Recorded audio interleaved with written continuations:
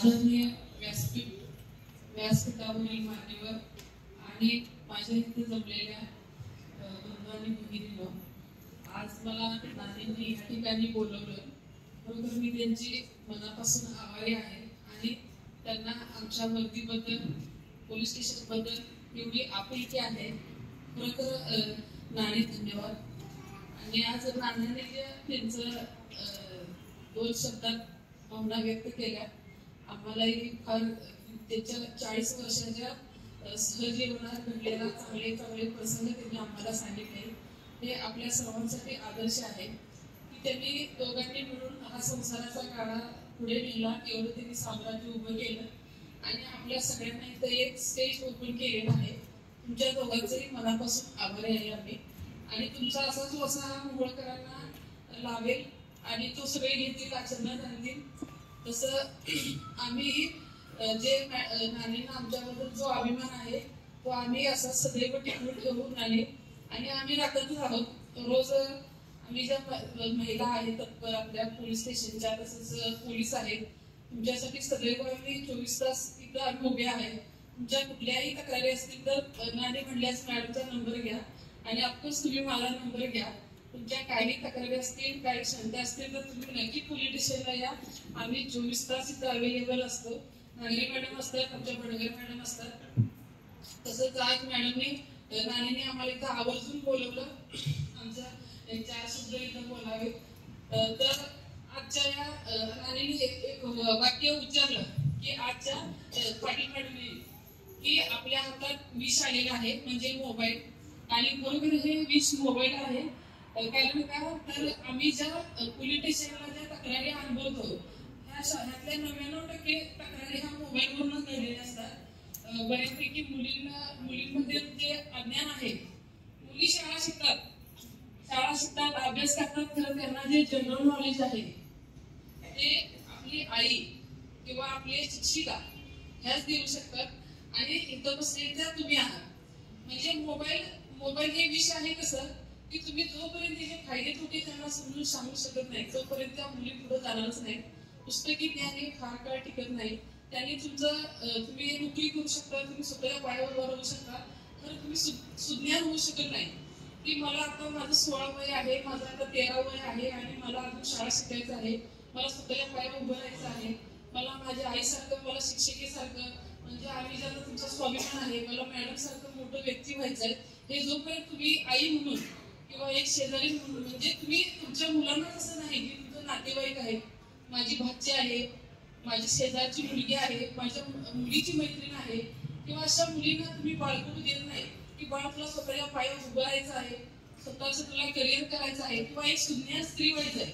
मी म्हणते राहू दे, तू नोकरी करू नको, तर एक सुज्ञान स्त्री व्हायचं आहे की मला स्वतःला करिअर करायचं आहे, मला स्वतःच्या पायावर उभं राहायचं आहे, किंवा मला चुकीचं काही वागायचं नाही. माझ्या म्हणण्याचा अर्थ लक्षात घ्या की आता ज्या मॅडम तक्रारी येतात ना आणि आमच्याकडं की 13 वर्षाच्या, 12 वर्षाच्या, 16 वर्षाच्या, 17 वर्षाच्या अशा पळून जाण्याचं प्रमाण जास्त आहे.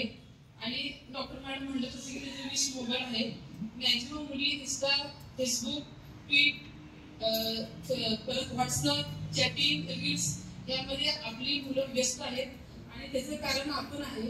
आपल्या मुलांच्या हातात आपण किती मोबाईल दिलं पाहिजे हे आपण ठरवायचं आहे. कारण मुलांना तर काय कळतच नाही. लक्षात आलं का? मुलंही अभ्यास करतात, त्यात काय वाद नाही की पहिला नंबरही काढतील, तर ते इकडे कधी वळले, ती कुठल्या रील्स बघतात, ती कुठली फोनोग्राफी बघतात, हे सुद्धा फार महत्वाचं आहे. आता आपले डॉक्टर मॅडम म्हणले की आंध्र प्रदेशमध्ये एका लहान मुलीवर, म्हणजे 4-5 वर्षाच्या मुलीवर 8-9 वर्षाची, म्हणजे 13 वर्षाची मुलं अत्याचार करतात. ह्याचं हे मोबाईलच आहे. आपण बघा, आपण लहान वयात असताना आपल्याला हे काय माहितच नव्हतं. हे मी स्वतः अनुभवलेलं आहे. म्हणून मला तुम्हाला सांगू वाटतं की तुम्ही सांगणं गरजेचं आहे फार मुलांना की पाणी आपल्याला घ्यायचं नाही, त्या तो अभ्यासाचं बघ आणि माझ्या समोर बघ. आपण तेवढा आपल्या मुलांना वेळ दिला पाहिजे. आणि आम्हाला हे रोज फेस करावं लागतं. मुलगी पळून जाते. आता आपल्याला कॉलेजची नाव घेऊ नये, कारण आपल्या सगळ्या मुली शिकण्याचं तेच एक म्हणजे महाविद्यालय शाळा आहे. मुली 11वीत असते, कॉलेजला जातो म्हणून सांगून जाते, क्लासला जातो म्हणून सांगून जाते, मुलगी निघून जाते. आणि सगळ्यात वाईट काय की मला सांगतो की आपल्या मुली अभ्यास करताना किंवा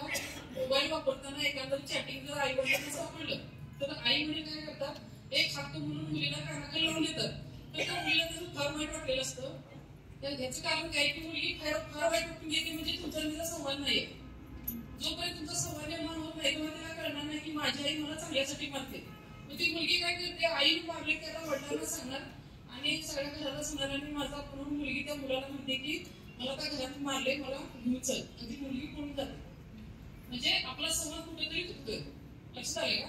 हे आपल्या मुलीशी आपल्या मुलांना पण सांगितलं पाहिजे, बाळा तू जे तू मैत्रिणी करतोस ते तुझे वयाच्या मुली म्हणजे त्या लहान नसावे, तुझ्या बरोबरीच्या असावे, तुझे त्यांच्याशी टिकलिक असावी, फ्रेंडली असावी. तर त्या मुली ज्या वेळेला पुढे जाते त्यावेळेला आम्ही मुली आल्या की विचारतो, पण तू काय गेली, घरात भांडण करतं का, कुणी तुला मारलं का? नाही मॅडम, माझं असाच मित्र आहे, मी फोनवर बोलले म्हणून आईने मला मारलं आणि मग आता माझं त्याच्याशी लग्न लावून येते म्हणून मी पुढे गेलो. आणि अशा मुलीची लग्न ठरलेली पण आहे. नाही मॅडम, आम्ही फक्त साखरपुडा केला. साखरपुडा केला म्हणजे त्या मुलीच्या पायात मी बेड्या घातल्या. ती मुलगी पुढे जाऊन काय करू नये. लक्षात झालं का? म्हणजे आई वडिलांना त्या मुलीच्या स्वातंत्र्यापेक्षा, तिच्या विचारापेक्षा, तिच्या मनापेक्षा त्यांना इतरांचं जास्त पडलेलं आहे. लक्षात झालं का?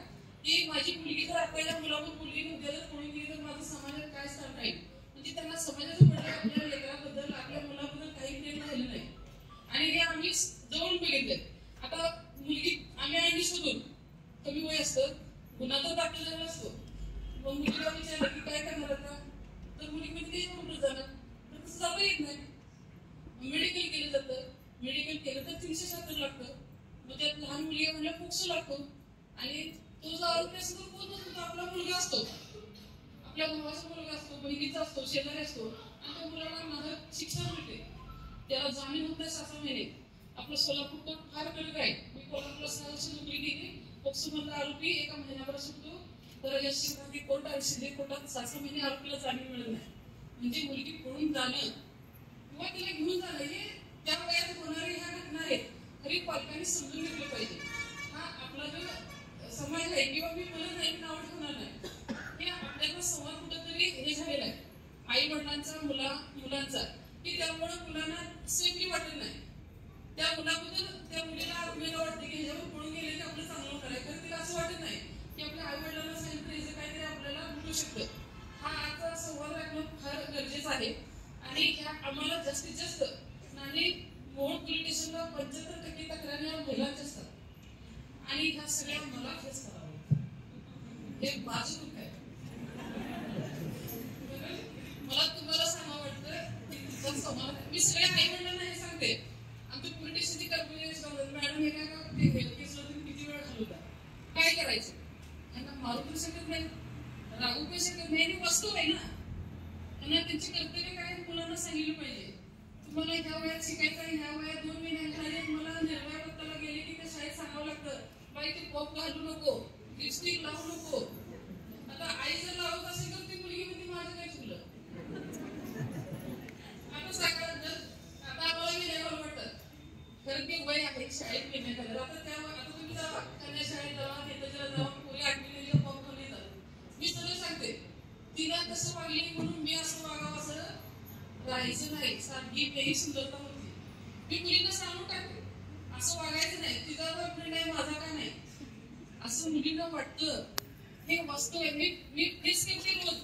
मी जाऊन विचार केले रोज माझ्या पोलीस स्टेशनला येतो का, कारण या आपल्या मुलींना आपल्याला सांगायचं की बाई मी सुद्धा शाळेत जात होते, मी सुद्धा 2 महिन्यात घालायचे. ही शाळेची नियम आहे. सगळ्यांना समान ठेवणं हे शाळेचं आधी कर्तव्य. तसं तुम्ही सुद्धा तिला 2 महिने घातले नाही, 1 महिने घातली म्हणून मी घालावी असं नाही. सगळ्यांना समान आहे ना, तू पण 2 महिन्यात घालून जा, काय तर ते शाळेचे नियम आहे. तसंच आपल्या मुलांना हे ती फक्त महिलांचे सांगणार तुम्हाला, कारण आताचे जे कायदे आहेत, आता BNS अगदी फार कडक कायदे आलेले आहेत. लक्षात आलं का? आणि ह्यामध्ये सुटका नाही. मुलांचं नुकसान होतं, मुलांना युनिव्हर्सिटी मिळत नाही, त्यांना कॉलेज केलं तरी त्यांना पुढे नोकरी मिळत नाही. कंपाऊंडर म्हणून जरी नोकरी पाहिजे असेल तर त्याला युनिव्हर्सिटी लागते की जा बाबा पोलीस स्टेशन मधून तुला चॅरिटरी पडताचा दाखला घेऊन ये, मग तुला नोकरी देतो. जर त्याच्यावर एखादा गुन्हा दाखल असला तर त्याला आयुष्यभर नोकरी मिळत नाही, आम्हाला करावी लागते. हे मुलांचं नुकसान आहे. ते भावनेच्या भरात गेला असेल, सगळ्यात वाईट काय, तो मुलांच्या मनात गेला असेल, सगळं झालं असेल तर नुकसान हे मुलांचं होतं. मुलींना कायद्यात संरक्षण आहे.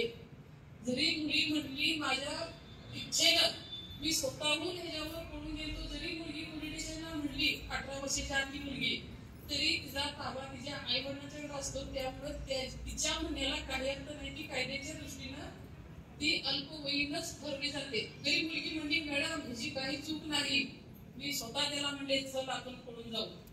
मुलगी म्हणली तसा जबाब दिला तर कोर्ट ते ग्राह्य धरत नाही. कोर्ट आई वडिलांचा जो पहिला जबाब दिला होता की माझ्या मुलीला माझ्या रकबेतून त्यानं फूस लावून पळून नेलेलं आणि तो जे कलम पडलेला असेल तेच कोर्ट ग्राह्य धरतं.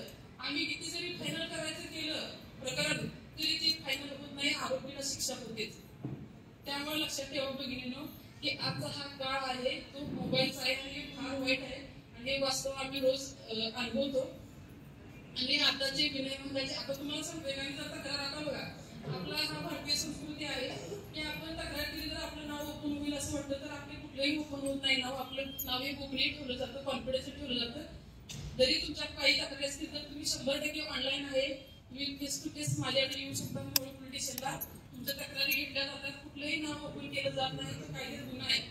त्यामुळे तुम्ही शेजारी काय म्हणेल गावात मी काय म्हणते ते तुला नाव येईल मी माझी तक्रार काय देणार नाही असं काय मनात बाळगू नका आणि तुमच्या काही तक्रारी असतील तर घेऊन या. तसं नाही मी आज त्यांचा सावित्रीबाई फुले वर्धापन दिनानिमित्त कार्यक्रम ठेवला तसा प्रत्येक गावागावात झालं तर बरं होईल. कारण आपल्याला बालविवाहाचं प्रमाण जास्त आहे की जे म्हटलं आपल्या मुलीत विश्वास नाही. मुलींचं नाही 8वी लग्न लावून देतात आणि तिथं बालविवाह होतात त्यावेळेला मी पोलीस पोचतात त्यावेळेला आम्ही त्यांना घेऊन उचलून येतो. त्यावेळेला त्यांचं आई वडील म्हणतात की मॅडम लग्न नव्हतं आणि साखरपुडा केलेला.